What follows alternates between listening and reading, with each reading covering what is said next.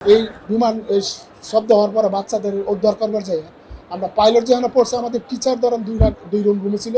ওনারা মনে করছে যে এই জায়গায় কোনো বিমানের অংশ হয়ে পড়ছে। তো ওনারা রুমে থেকে আতঙ্ক হইয়া প্রথম ধুলায় আচ্ছন্ন হয়ে গেছে, ওনারা বলতে পারবো না কিছু, বের হয়ে গেছে, বের হয়ে আতঙ্ক হয়ে অন্য জায়গায় চলে গেছে।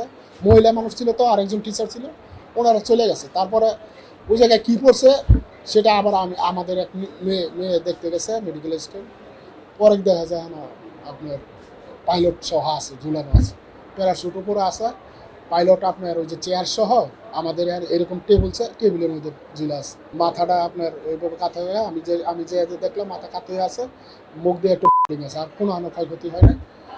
তারপরে আমি সেনাবাহিনী এবং আপনি বিমান বাহিনী যে অফিসার আছে ওনাদের খবর দিলাম, রেস্কিউ টিমে ওনারা উদ্ধার করে তারপরে আমার এখানে আনছে। আমি প্রেশার পালস দেখছি, প্রেশার আছে 100/60 ছিল প্রেশার, আর পালস আছে।